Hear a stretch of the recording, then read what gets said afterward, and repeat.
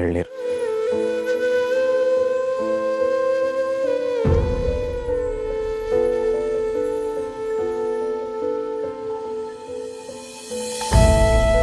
ಚಿರಾಗ್, ಮತ್ತೆ ಯಾಕ್ರಿ ಬಂದ್ರೆ?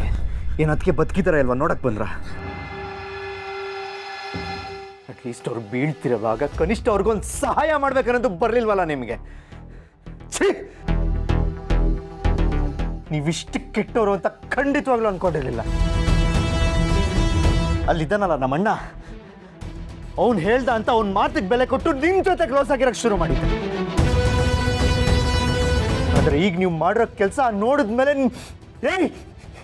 ನಿಮ್ ಮುಖ ನೋಡೋಕೆ ಸಹಿ ಆಗ್ತಾ ಇದೆ.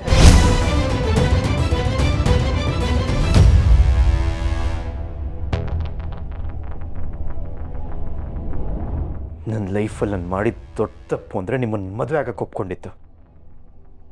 ಚಿರು ಹೋಗ್ಲಿ ಬಿಡು, ಇದ್ರಲ್ಲಿ ದಿಶಾಂತೇನು ತಪ್ಪಿಲ್ಲ. ನಾನಾಗ ಕಾಲ್ ಜಾರ್ ಬಿದ್ರೆ ಪಾಪ ದಿಶಾ ಏನು ಮಾಡ್ತಾಳೆ? ನಾನು ಬೀಳೋವಾಗ ದಿಶಾ ಅಲ್ಲಿರೋದನ್ನ ಗಮನಿಸಿ ದಿಶಾ ಅಂತ ಜೋರಾಗಿ ಕೂಗ್ದೆ. ಆದ್ರೆ ಅಷ್ಟರಲ್ಲಿ ನಾನೇ ಬಿದ್ಬಿಟ್ಟಿದ್ದೆ. ನನ್ನ ಹಣೆಯಲ್ಲಿ ದೇವ್ರ ಮಕ್ಕಳಾಗೋ ಯೋಗನೇ ಬರ್ತಿಲ್ಲ ಅನ್ಸುತ್ತೆ. ಅದಕ್ಕೆ ಪ್ಲೀಸ್ ಅಳ್ಬೇಡಿ, ಪ್ಲೀಸ್ ಅಳ್ಬೇಡಿ. ಈ ಮನೆಗೆ ಒಂದು ಪುಟ್ಟ ಕಂದಮ್ಮ ಬರಲಿ ಅನ್ನೋ ಕಾರಣಕ್ಕೆ ಇವ್ರ ಮಾತು ಕೇಳಿ ನೀವು ತಾಯಿ ಆಗಲಿ ಅಂತ ಹೇಳಿದೆ. ಆದರೆ ಅದರಿಂದ ಇಷ್ಟು ದೊಡ್ಡ ಅನಾಹುತ ಆಗುತ್ತೆ ಅಂತ ಗೊತ್ತಿದ್ದಿದ್ರೆ ನಿಜವಾಗ್ಲೂ ವಿಷಯನೇ ಪ್ರಸ್ತಾಪ ಮಾಡ್ತಾ ಇರಲಿಲ್ಲ.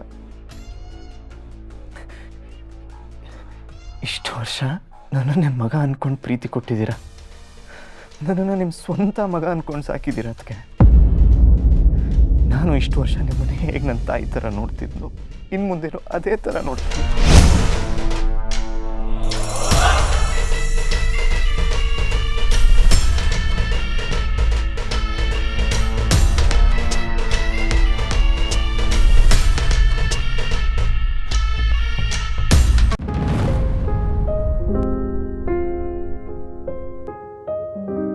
ಸೌಂದರ್ಯಗೆ ಯಾವತ್ತೂ ಮಕ್ಕಳಾಗಲ್ಲ ಅನ್ನೋ ಸತ್ಯ ಹೇಳೋ ಪ್ರಯತ್ನಕ್ಕೆ ಸೌಂದರ್ಯನ ಎಳ್ಳು ನೀರು ಬಿಟ್ಬಿಟ್ರು. ತನಗೆ ಮಕ್ಕಳಾಗಲ್ಲ ಅಂತ ಸುಳ್ಳಿನ ಮೂಲಕ ಸಾಬೀತು ಮಾಡಿಬಿಟ್ರು. ಅಷ್ಟೇ ಅಲ್ಲ, ನನ್ನ ಮತ್ತು ನನ್ನ ಹಸ್ಬೆಂಡ್ ಬಾಂಧವ್ಯರು ಕೆಡಿಸ್ಬಿಟ್ರು.